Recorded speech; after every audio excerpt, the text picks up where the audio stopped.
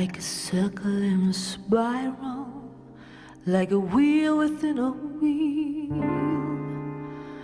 never ending or beginning, like the circles that you find in the windmills of your mind.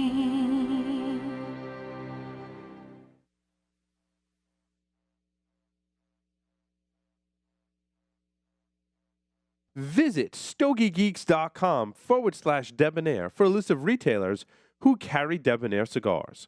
Buy some today and get a little more Debonaire. Welcome back to the Stogie Geek Show, episode 204. Will Cooper manning the controls down at Studio C in North Carolina, powered by the Villiger North America Studios with Mark and the team keeping things going. Paul has gotten a well-deserved day off, but we're joined by Master Sensei of Cigar Dojo, and this is our Debonaire Ideal segment.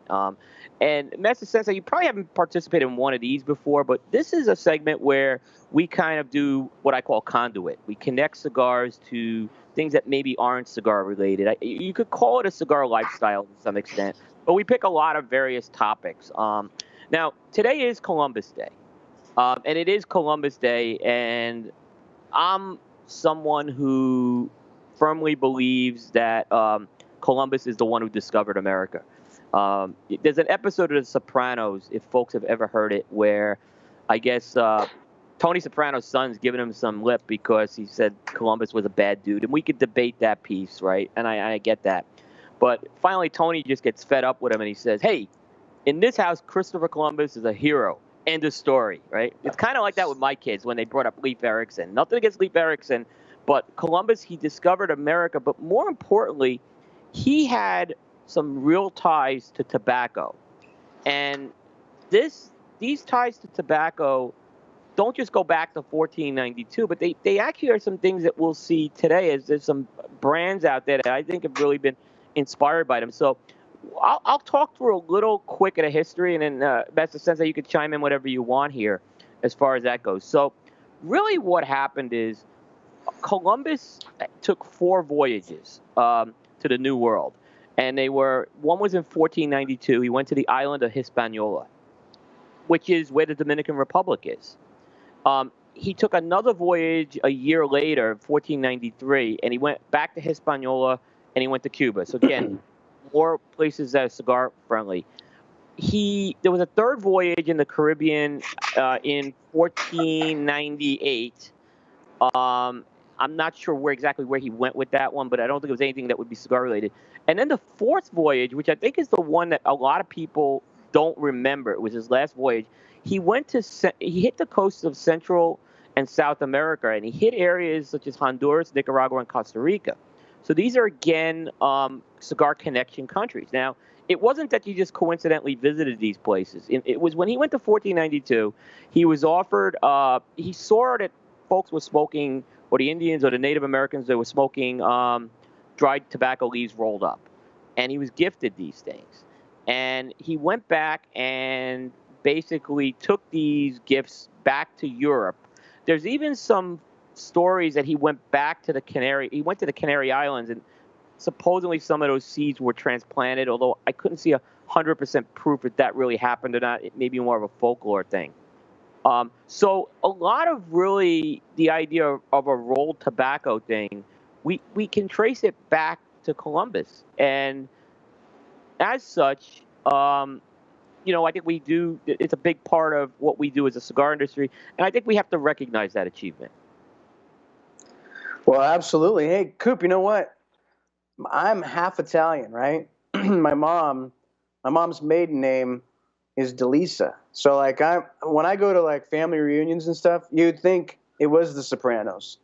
And so I grew up in a house where, Columbus Day was important, and to us, he discovered America, and that's just the way it goes. And if you don't like it, then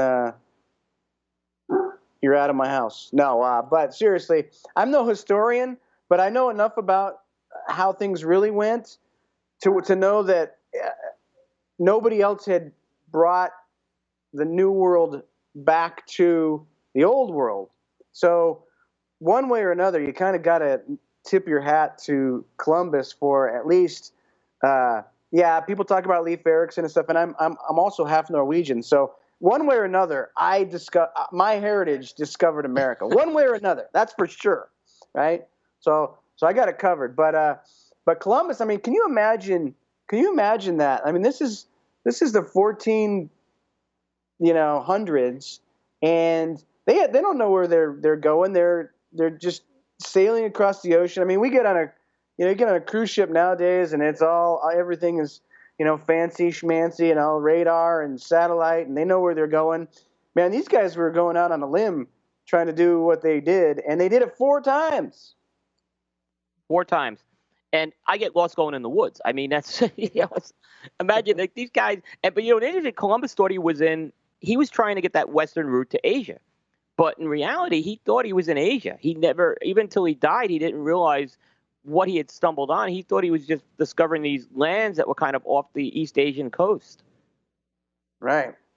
Yeah. But hey, and I guess from what I understand, it was like some of his crewmen really like loved the tobacco, right? They were like, wow, this is great. We want more of this. And then it kind of like, as they brought it back each time, people wanted more and more and more of it. And so here we go. We're smoking this today, thanks to Columbus and his crewmates. Yeah, and from what I understand too, when the Europeans got hold of tobacco, that's when things such as curing and fermentation, it was expanded on a lot more. So they kind of took what they learned and they took it to the next step. Right. Yeah, Columbus gets a bad rap. They talk about all this. But I've read some books about how a lot of times they were getting attacked. And so they did defend themselves, which is good. You should defend yourself in those types of situations. And there were other times when they met up with the native people that didn't attack them. So it wasn't like they were just attacking people wherever they went. I mean, it's pretty obvious just based on that fact alone that we can deduce that there were times when people were hostile towards them, and so then they defended themselves. And so he gets a bad rap for this and bad rap for that, but I don't buy any of that. To me, he's a hero. Me too. I mean, the Columbus Day Parade, growing up in New York like I did, that was an event. The parade is a big deal right now in New York. So, I mean, I always enjoyed that. And Paul and I, interesting, like you, we are half Italian, both on our mother's side as well. So that's kind of interesting on that end. Yeah, it's great having a 100% Italian mom, because not just the cooking, but that whole just way of life and the way they talk, and it's pretty hilarious when you're hanging out with a bunch of them at a family reunion or something. Totally is. So even today, you look in the cigar industry, and there are definitely companies that have looked at Columbus, and they have, they built brands around them. The one that's coming to mind in particular is Barbacoa, Danny Vasquez's company, The Voyage. He actually created, that got released at the show this year. Right. And I remember when the press release came out, it was something that was, the Columbus was the inspiration really for that brand. Yeah, he's a great guy. I love Danny. I didn't know him until I got involved in the Save the Leaf thing. But then through that, got to know him and hang out with him. And we hung out with him more in Vegas.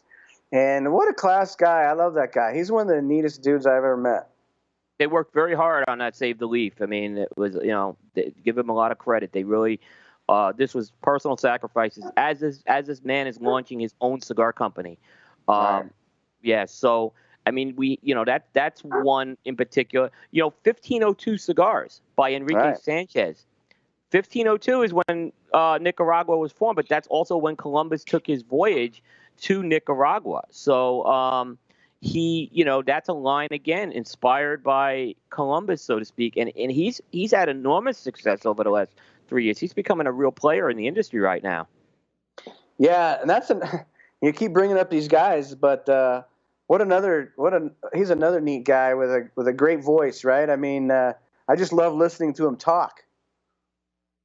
Yeah, he definitely, and another guy who's fighting for the industry as well. He's got the lawsuit as well. He's worked on. Right.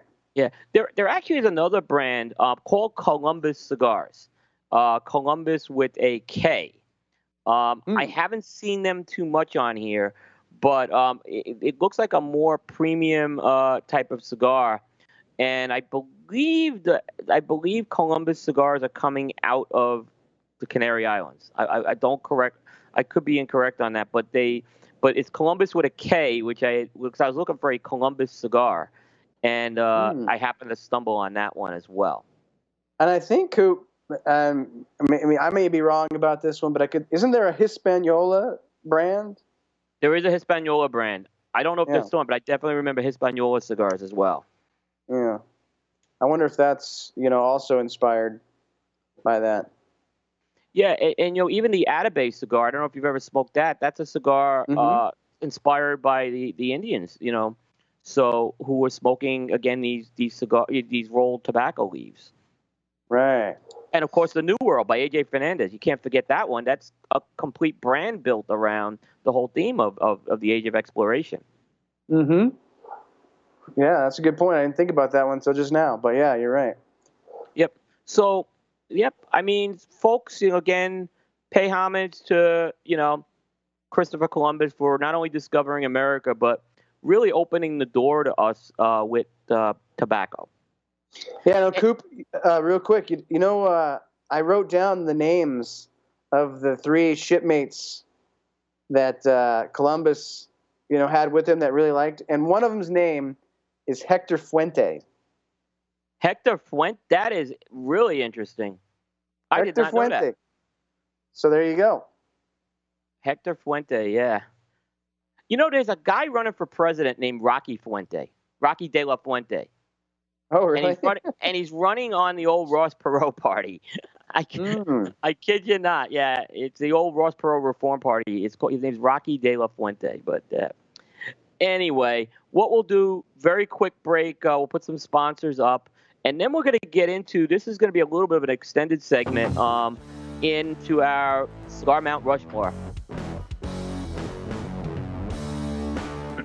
Duran Premium Cigars, one of the fastest growing boutique cigar companies, providing smokers a portal into the old Cuban tradition of perfect balance and the lost art of progressive flavor construction. Roberto Pelayo Duran began his career in tobacco over 2 decades ago in Havana, where his reputation grew within Cuban circles. The creation of Duran Premium Cigars has given Roberto the platform to introduce a series of cigars that offer the same quality, construction, and detail which he perfected while in Cuba. Brands include the ultra-premium Roberto P. Duran Premium Cigar Series, Azan Cigars, Nea, and Baracoa. Duran Cigars uses a seed-to-humidor approach, as all tobacco is grown on their farms and rolled in their factory in Esteli, Nicaragua. Rollers have been carefully chosen to carry out Roberto's precise method to ensure progressive flavor in each cigar. Duran Cigars invites you to make their premium your standard. Experience the world through the eyes of an icon with the new Macanudo Inspirado line. Created for a global palate, Macanudo Inspirado defies convention.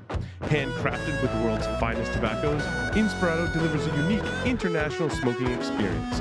Find Inspirado Orange at fine tobacconists everywhere, and Inspirado Black online and in your favorite catalogs. Ready to be inspired? Check out Macanudo Inspirado now at macanudo.com. CAO has brought you iconic cigars over the years. Brasilia, Italia, La Traviata, done in a playful nature with a unique twist. Travel to the exciting world of CAO and back in just under an hour with any of the groundbreaking CAO World Blends. Test the boundaries of style with new age brands in the 95 rated Flathead. Honor the past with new classics like Pilon.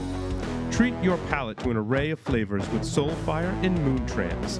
At CAO, the experiences are limitless. So what's your next move? Hey, Paul, what's up? What's up, Mark? Did you hear about the new cigar that's coming out? Which one is that? There's like 800 new ones every week. The one with the Connecticut broadleaf wrapper. Oh, really? I love Connecticut broadleaf. Who makes it? I think it's Nicaraguan. So Nicaraguan binder and filler, or it's made in a factory in Nicaragua? I always have to Google these, and it's taking me like an hour to find out what it is. If this is a frequent conversation with your cigar buddies, look no further than Stogie Geeks News, the only cigar news podcast on the internet. Will Cooper, the man behind Cigar-coop.com, and Paul Asadorian from the Stogie Geeks produce a weekly show covering the latest cigar news, new blends, cigar manufacturer announcements, and more. Subscribe to the video version on YouTube, or get the audio version in your favorite podcast catcher. Head on over to stogienews.tv to subscribe today.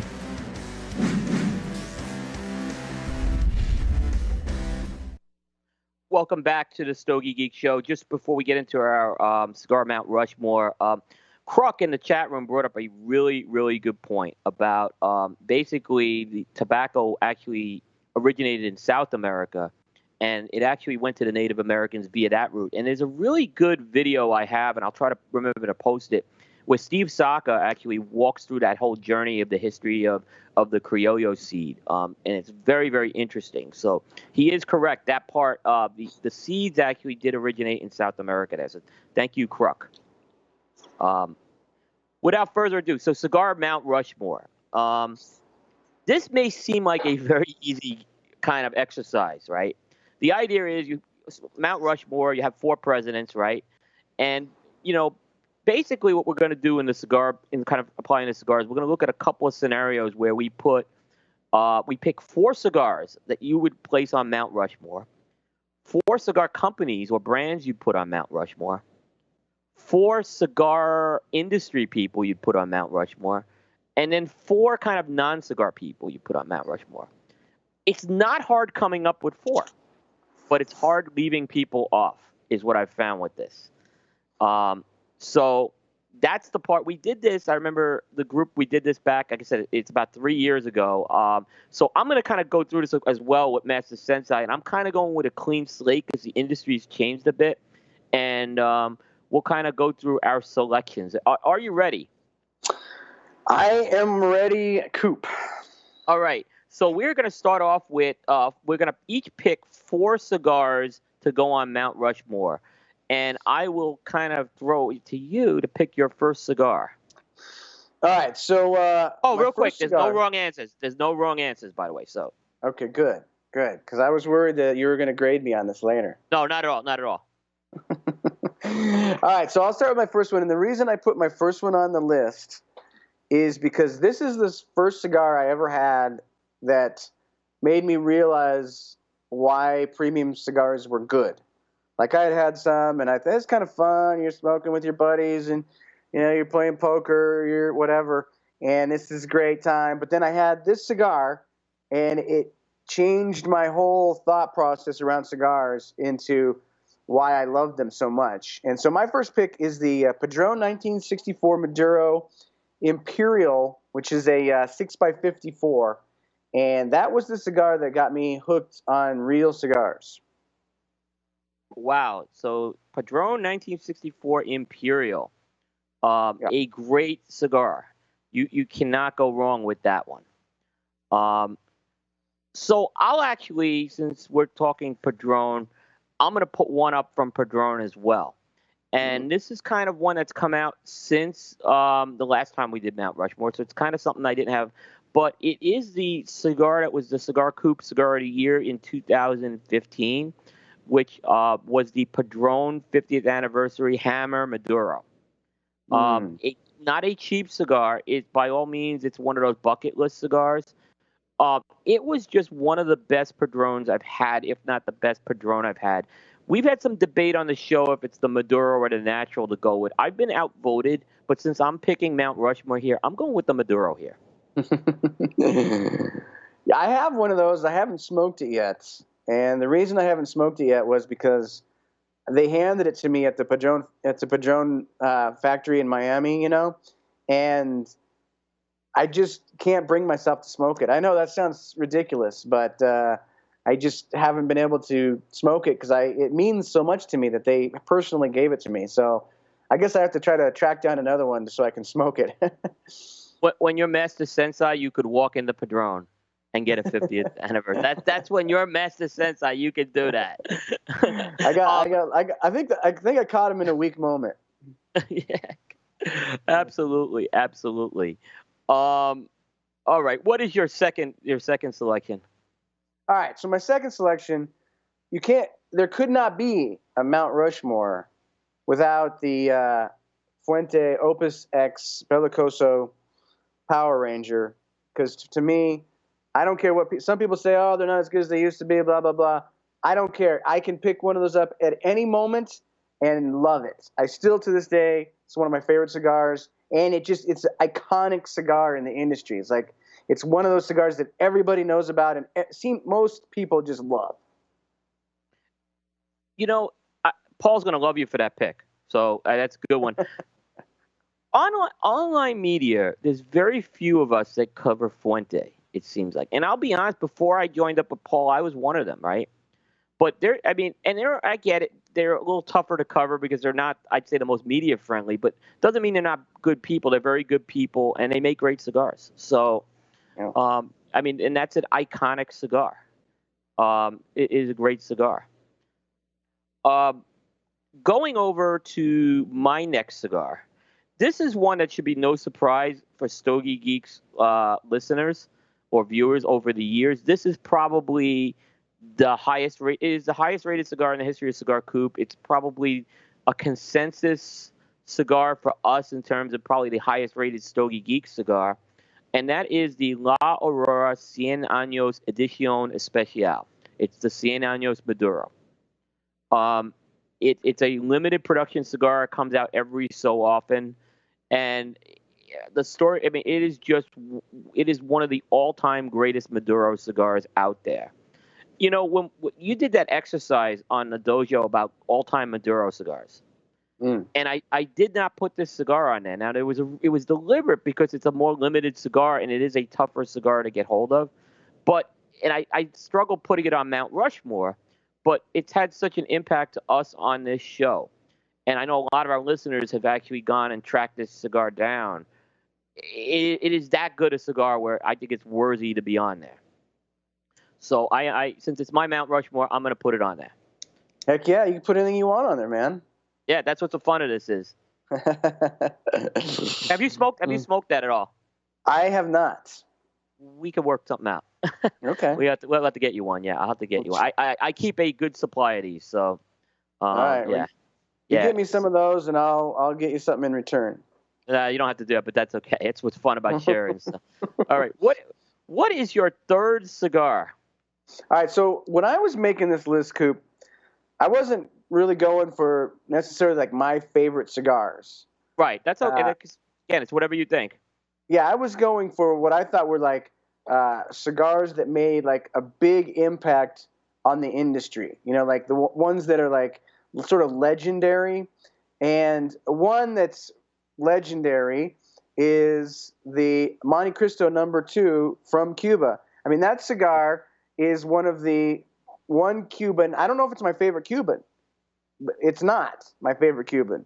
But that cigar sort of has a life of its own. It's just famous in all circles. Hollywood people to travelers abroad. I mean, that cigar is sort of like thought of as like the Cuban cigar. Now, I'm not going to say it's the best Cuban. I don't think it is. But it is a iconic, legendary stick. Can't argue. I just got back from Cuba about 6 weeks ago. And, Monte No. 2, when a lot of people were going into La Casa de Habanos and they wanted to smoke something, that was the cigar they went to. It's iconic even there. And the last couple of years, the crops that they've gotten where the tobacco is from, the tobacco that's gone into that cigar, it's taken it to another level. So I totally agree with that pick.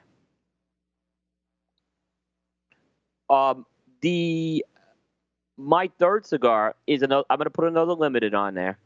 But again, this is one that I get folks who have followed me on the show. They know it's probably one of my all-time favorite cigars, and it made a comeback about a year ago. It's from Avo, and it's the Avo LE10, the Avo Limited Edition 2010. And it made a comeback because they did the Avo's greatest hits. And I ended up having to buy like about 4 of those samplers, even though there was only one cigar in those samplers. It's that good a cigar. It was a true one and done when it came out. A bolder, more flavorful Avo It's probably very un-Avo-like in every sense of the word, but it's a 5x55 like super robusto, or 5.5x55 super robusto. Fantastic cigar. They don't lose a bit of age. So I have some from 2010 even still sitting around. And, Stogie Sander, who comes on the show sometimes, he works retail. I bought out his whole supply of them. When he told me they had them in stock, I just said, go to the back room, give me whatever you have of those, and I took them all off his hands. Yeah. So that is the Avo LE10 is my third selection for Mount Rushmore. All right. Okay, my fourth, in sticking with the theme of iconic cigars, is the Liga Privada No. 9 by Drew Estate, because I believe that cigar is sort of like a gateway drug for people that are into mainstream cigars, and then they eventually get into boutique stuff and limited edition stuff. But that cigar is the one where you try it and you say, "Hey, there's a whole nother side of the world to cigars." And I remember when we were getting into cigars and stuff, and for a while those were hard to get. They're not hard to get now, but still, I think it's iconic in the boutique side of things, even though it's hard to call it a boutique anymore. But it does bring people over into this world, because it's one of those ones where they hear about it and they got to try it, and then they do, and then that sort of gets their taste going for maybe harder to find stuff, different stuff. And so I just can't imagine a Mount Rushmore without the Liga No. 9 on there. That's really interesting, because when I was looking at my fourth selection, I was considering the 9 a lot. But I actually ended up going with the T52. One is, I think it's a better cigar. I think in a lot of ways, though, the T52, everything you said is correct about the number 9. The T52, I believe, ultimately, it really validated Drew Estate as a traditional cigar maker. That was their validation. They had done number 9. Did they catch lightning in a bottle was the question. The answer is they were able to kind of follow it up with this T52. They're using the American stalk cut Habano. That's not a totally new concept what they were doing with that. Other people do use stalk cut tobacco, but I believe that cigar kind of really took them to the next level. And in my opinion, it's a cigar that I actually smoked an aged one when Sam Morales was on the show. That was about, I want to say, 7 years old almost, and it was still fantastic. I still had the oils were kind of on the band. It was so good. So again, I don't think you can go wrong with that. I think it's kind of interesting. We both went Liga Privada for kind of different reasons. Now, Coop, when we go down to Safari, there's just going to be boxes and boxes of those. I know. It's like, basically that's all I'm going to smoke down there. They may have to hide them, yes. So we exactly. Yeah. So. No, that's good. So your Mount Rushmore is the Padron 1964 Imperial, the Fuente Opus X Power Ranger, the Monte Cristo No. 2, and the Liga Privada No. 9. Mine is the Padron 50th Anniversary Maduro, the La Aurora Cien Años Maduro, the Avo LE10, and the Liga Privada T52. So that's it. You can't put anyone else on Mount Rushmore. We're not going to do honorable mentions, but you could start to think in terms of there was stuff that, when you said Opus X Power Ranger, I'm like, yeah, I missed that one. So, Monty No. 2. Now we turn it over to cigar companies or brands. You could do this however you want. It's your Mount Rushmore. So again, you're kind of creating this Mount Rushmore. You're able to pick 4 companies and 4 brands that go on. And now I went with this one a little more like what you went with the cigars. I looked at impact with this one as well. So I kind of went a little different as opposed to favorites here. Okay.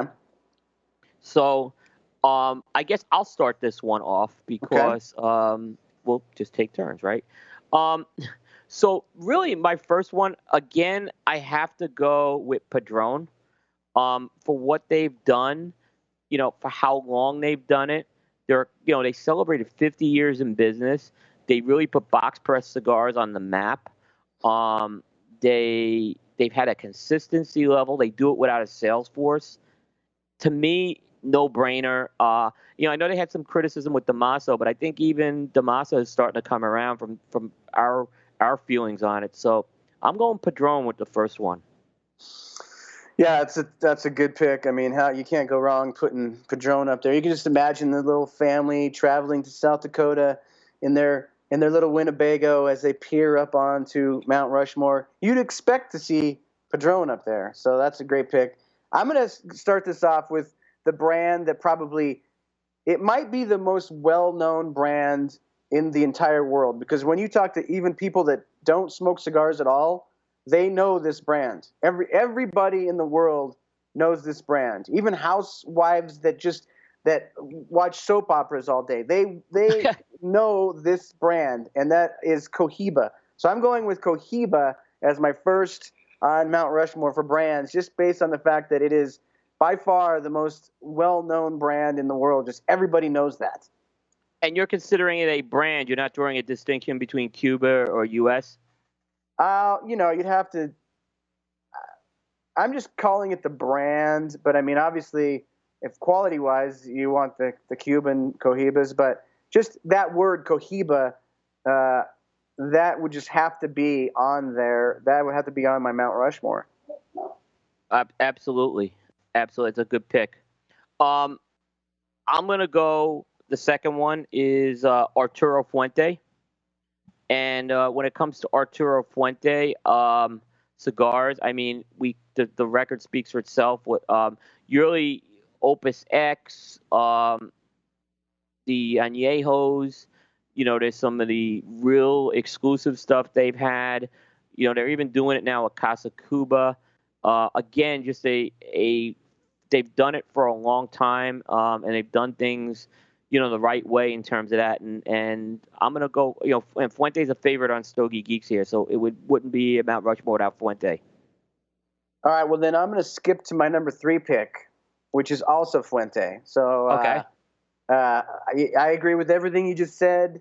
You could not be a cigar brand Mount Rushmore without Fuente on there. So I'm 100% with you on that one. Excellent. So this next one, I'll go, I guess, with my third one, and you can go back to your second. My next one is I'm going Davidoff. And, Davidoff, I think, they've become a worldwide brand in the last few years. And, I think especially since Hans Christian Hosgaard has taken over, that company's been elevated to another level. The amazing thing is they don't have the high cigar aficionado ratings like you would think, but this is a company, that Davidoff brand. It means something. It stands out. It's a symbol of luxury. They make great cigars. They're doing a lot of innovative things. So I think Davidoff now has really become a player in this market, and I'm going to put them. I think they've gotten to a point where they are a Mount Rushmore company. I laughed when you said that, Coop, because that's my number 2 pick was Davidoff. So our 2 and 3 picks were the same. I had to go with Davidoff too. That they've positioned themselves perfectly as the brand that represents luxury, like you said, and they make amazing stuff. They're also extremely well known. So it just seems to me, peering up on that statue, you'd have to see Davidoff. Yep, I agree. So we have 2 of the same. I don't know if this one will also, my fourth one, I don't know if this will come up or not, but maybe a little bit of a surprise, but I think for what they've done, and they've done it a little different than these other companies, is Drew Estate. What Drew Estate has done, well, I have a... You're killing Don't tell me that. That's yours too? Yeah, that's mine too. Well, let me let you go first then. I'll let you go first this time, and then I'll kind of go back. So, yeah. Well, I think that you were just starting to say it. I apologize for interrupting you. I just started laughing. No. But, Drew Estate, the whole rebirth of cigars, they turned on a whole new generation of people to cigars. And not just the whole acid and flavored stuff either. I mean, they've been able to transcend that now and get into the premiums, and they do it good. They have a vibe about themselves. There's a whole culture. when you go to an event, Coop, as well as I do, you go to an event and there's, 60 guys that are all dressing like Jonathan Drew. So Drew Estate has to go on the Mount Rushmore for brands for me. Yeah, I mean, a lot of the reasons you said, Acid, what they did in that segment is extremely well known. They went ahead and with Liga Privada, and then they've been able to establish all these other brands which have really been successful: Undercrown, Herrera Esteli, Nika Rustiga. Then they went into this KFC.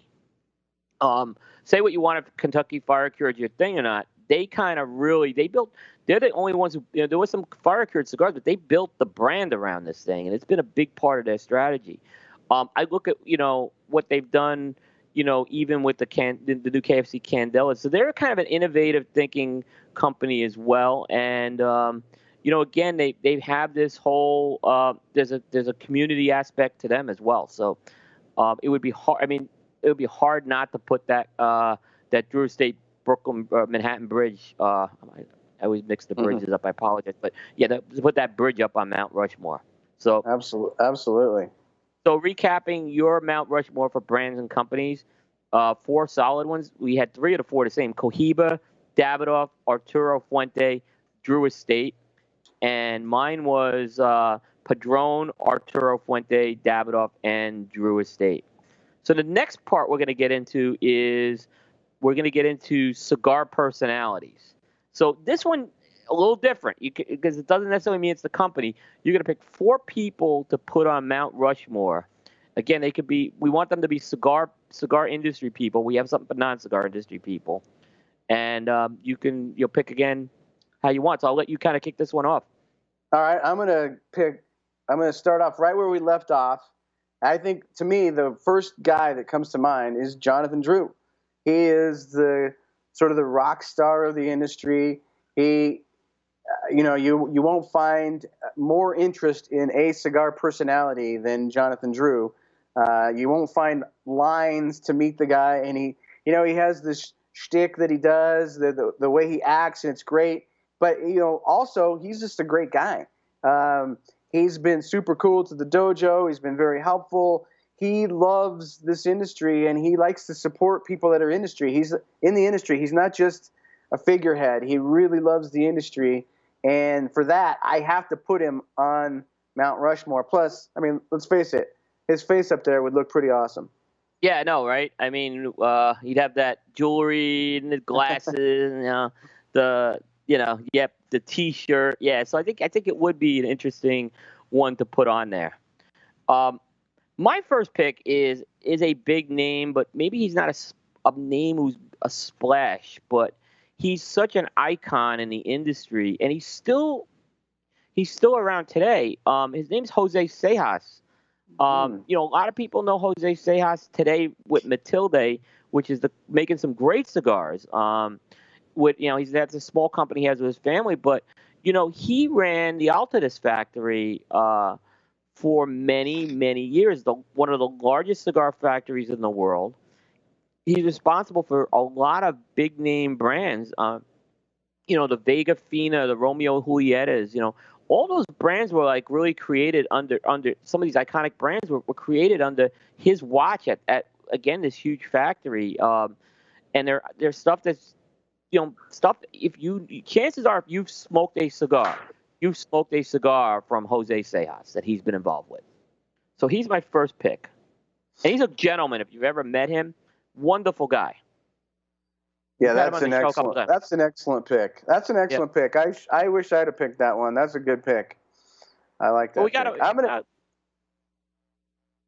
What? Go ahead. No, go ahead. I'm going to go my second one. You ready for my second one? Yep. All right, my second one is probably the most well-known personality in the industry, and that's Rocky Patel. And Rocky Patel is the guy that pretty much started this whole cigar personalities traveling everywhere and people wanting to meet cigar personalities, because he was doing that before anybody else was. And to this day, he's everywhere. I mean, sometimes I wonder, is there like one real Rocky Patel and then there's like 6 or 7 like lookalikes or something, because the guy is seriously, he's everywhere. And not only that, but he fights for the industry. He goes to Washington. He does the thing. He's made his face very well known and his name and brand extremely well known by getting out there, meeting the people, doing his thing. And because of that, almost everybody knows of Rocky Patel. People say Rocky Patel. And so I want to put Rocky Patel on Mount Rushmore. No one would argue with that. What he's done and accomplished in the industry over the past 2 decades, everyone knows, everyone smoked Rocky Patel. I think the last couple years, Rocky Patel, Paul and I have said especially, there's some really good cigars coming out of there right now, too. Yeah, they're working hard to make some really good quality stuff. So good for them. And Rocky's a great guy, man. Absolutely. My next pick is a posthumous. Posthumous, am I say? Posthumous? Pick. Posthumous, yeah. It's the late Arturo Fuentes Sr. What this man did for the industry and building Fuente up. Arturo Fuentes Sr., from what I understand, he wasn't the guy behind Opus X. It was Carlito who did more of Opus X, coming up with that Dominican wrapper. But Arturo Fuente, he did build Fuente up from a very small operation out of a house, into one of the biggest cigar companies in the world. And there were a lot of interesting things about Arturo. We did a show when he passed away on Arturo Fuente Sr. And there were little things like Arturo was when right before he had a gut feel that there was going to be a Cuban embargo. So he was, back then in the early 60s, they used a lot of Cuban tobacco in American-made cigars, and he was making his cigars out of Tampa at the time. And he had the foresight to buy up a huge amounts of bales of this tobacco to kind of stay in business. Simultaneously, started looking ahead to starting to procure and get some good Dominican tobacco so he could stay in business. So obviously, and everyone in the industry loved Arturo Fuentes. I mean, I say Arturo. I'm sorry, Carlos Fuentes Sr. I keep saying it was Carlos Fuentes Sr., not Arturo Fuentes Sr. So my apology. I meant Carlos Fuentes Sr. My age is getting to me. But, yeah, Carlos Fuentes Sr., everyone loved this man, too, in the industry. Steve Saka talked when he was on the show tonight. We did the tribute to him. Everyone just spoke positively about this. So he's a good positive representation for the industry. So I have Carlos Fuentes Sr. as the second one. Okay. Your Mount Rushmore is looking a lot more classical. And yours is looking more modern. Mine's looking more modern and kind of goofy. All right? No, there's nothing. It's different. There's no wrong answers here. No, and I don't mean goofy and bad. I just mean, more edgy, I guess, is what I'm saying. So I'm going to go, my third pick is one of the guys that I consider almost like the father of boutique cigars, and that's Pete Johnson. Because Pete Johnson, he's done an amazing job of creating this really extreme, loyal following. And not only that, he's made some of the best cigars that you can get in the world. And he's got this perfect ambiance about himself. And so for that, I'm going to put Pete Johnson's mug up there on my Mount Rushmore. Oh, I mean, I wonder if now will you put him up with the handlebar mustache? I mean, that's what we have to figure out if he goes up. That's a good pick. I mean, I don't think anyone would argue what Pete Johnson has done for, I think, cigars in the last decade, 15 years. He's changed the industry, certainly, and he's still very much a player in this industry. Now he's doing it with the folks at L'Atelier as well. Another company he's built up there. So I think that's a absolute solid pick there. My third pick is another classic guy. Okay. Benji Menendez. Benji Menendez he just retired from the cigar industry about 2.5, 3 years ago. What you just need to know about Benji, this guy, he started out with the Monte Cristo brand. When that was part of his family, he created that brand. Obviously, when he was with Cuba, the government took that. He went over to the Canary Islands for a while. And then he went to Brazil, and he had a big part in the Brazilian cigar industry. And then he made his way to General Cigar, where he had a long career there as one of the senior VPs. So this is a guy. He's been involved with some of the big iconic brands, and he's, from what I understand, he's not totally retired from the industry either. So that's kind of I've never met him either. I would have loved to have met him. He's still around, but I haven't met him. But yeah, that's my third pick. That's a great pick. Yeah, I'm liking your Mount Rushmore. I think I would pay. I think I would pay to get in to see your Mount Rushmore. I would. All right, my final pick. I'm sticking with my edgy. My Mount Rushmore is going to look really cool. I don't know what you think of the picks, but it's going to look. I like it. It's cool. It's going to look really cool, and with this next guy up there, this is just going to add.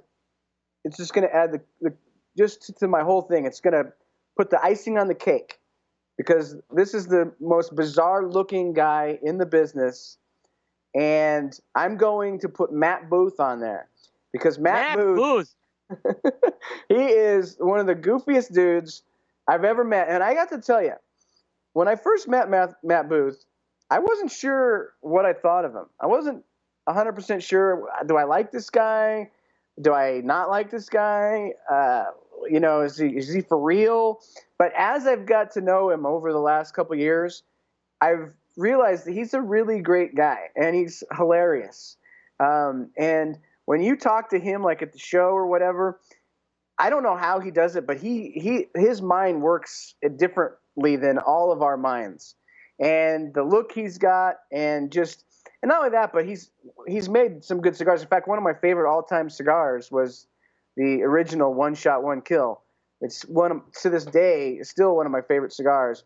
So I'm going to throw Matt Booth up there so we can see that crazy hairdo and that eyebrow, that one eyebrow that goes way up. I'm going to put him on my Mount Rushmore. Yeah, that's a good pick. I mean, it's I would, Matt, another guy in the last, I'd say 6 or 7 years, kind of brought a little more of an edge. He's done it a few different ways, with different themes, and I think he's done a really good job with it. So my fourth one is it's another I'd say classic pick, but he's not a cigar. He is in the cigar industry, but he's not, I would say, a master blender or anything like that. But it's Avo Uvezian. He's more of an ambassador, I'd say, for the industry. Everyone loves Avo. Everyone loves Avo, and he just, he's such a positive energy on this industry. That, I've gone to the, Davidoff dinners, and I've gone to various Avo events where he's there, and he 90 years old. I tell you, he was in a bad car accident a couple years ago, and he's come through it really good. I just, there's not another, he's so positive, and what he's done for that brand, it's amazing. So I'm going to put him on there as my final pick. That is a heck of a pick. Good job. I like that. I like your whole mountain there. It's going to be awesome. Yeah, no, I like yours too. And like I said, this is as different as I am. So the 4 Mount Rushmore personalities are for Master Sensei Jonathan Drew, Rocky Patel, Pete Johnson, and Matt Booth. Mine is Jose Sejas, Carlos Fuentes Sr., Benji Menendez, and Avo Uvezian. So now we have the final category, and this is for non-cigar. This is someone not in the cigar industry who maybe has become, someone who is a cigar enthusiast. Again, you could get creative or non-creative. I went a little more into the celebrity route with this one, but I would, I'm definitely gonna, again, you can have some creativity with this, so to speak. So I'll start this one off. And the first one I went with was John F. Kennedy. President Kennedy, it's well known, he instructed Pierre Salinger, I guess, to buy up a bunch of Cuban cigars right before the embargo, and then sign the embargo papers. He loved his cigars. And to me, he was JFK. Forget political party and what you thought of him. JFK was a big figure in this country, and certainly there's plenty of pictures I could just see with him smoking a cigar. So that's my first installment for Mount Rushmore. That's a great pick. And if he was running in this election, he'd be far too conservative, and people would freak out about him, which is funny because he was a Democrat. So same with Lyndon Johnson, actually, too. I think he would be very conservative in as well. That's a really good point. And I don't think we would. It just would have been look. JFK brought a presidential, and he was very presidential. I mean, he was yeah. So I'll just kind of leave it at that, so to speak. I'm going to stick with the political theme, and my first pick is going to be Sir Winston Churchill. Because let's face it, Winston Churchill just screams. I think he smoked cigars literally constantly. And, heck, there's a Vitola named after him. So I'm going to go with Winston Churchill as my first pick. And he's on mine as well. So so that's a really easy one. Winston Churchill was my second pick as well. So for all the reasons you said, they named a cigar size after him, as well as a brand. So that's you can't go wrong with that one. Right. Okay. Your next one. My next one, I'm going to go with George Burns. Because George Burns, he had the glasses, and he always had the cigar. And, on TV, back in the day, when he had his show, he was literally smoking cigars on his show the entire time. So he's kind of synonymous a little bit with cigar smokers. You'll see his picture posted all the time. And so just because of that, because of the fact that you see him so often referenced in the cigar world, I'm going to go with good old George Burns. That's a good one. That's a good one. He was on mine as well. Oh, really? Yeah, again, George Burns always had a cigar in his hand.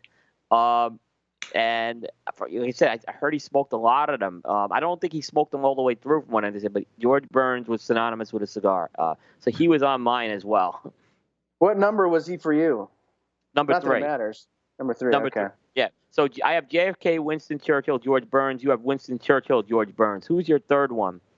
Okay, so my next one is Samuel Clemens. Oh, Mark Twain. I'm going to put Mark Twain on there because some of the best cigar quotes in the world come from Mark Twain, and it just wouldn't be right to have a Mount Rushmore without Mark Twain on there. And he has a cigar brand named after him. That's right, yeah. Yep. So, good one. My last one is also an actor, and his name is also George. It's George Peppard, the A-Team. The A-Team, Hannibal.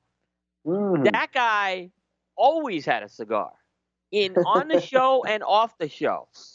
And from what I heard, there was a company that he worked with that he had a personal blend.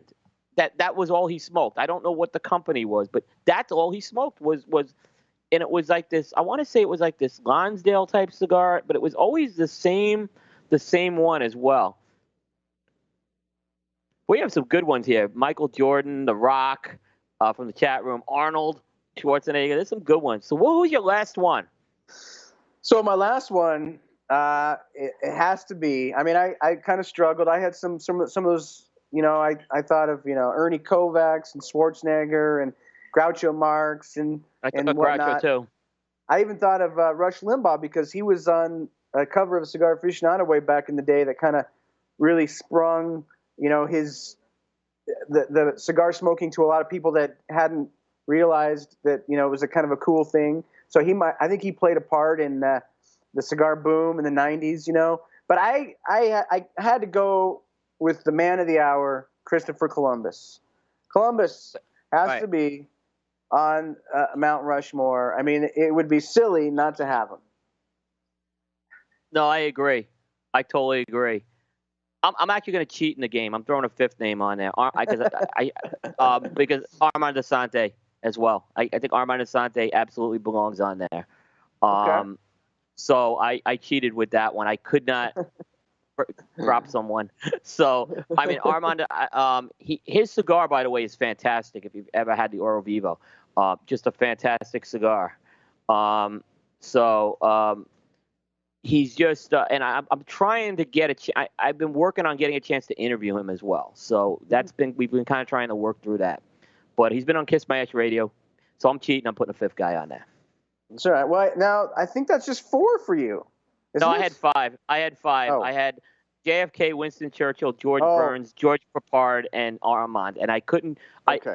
I know it was. I broke my own rule. I couldn't break Papard or Armand. I just couldn't do it. So, you know. I by the way, Kruk, of course. I know our listener has Armand on there. I saw Monica Lewinsky come on. So what we'll do is we'll take a quick break. We'll do some Stogies of the week. I know, Eric, you may have to jump off in the middle of the Stogies of the week, and then that's totally fine. I'll wrap it up. So I'm good for another 20 minutes. Okay, so we'll go through a few for 20 minutes. So we'll take a quick break, come back with our Stogies of the week. Stay tuned. Sounds good.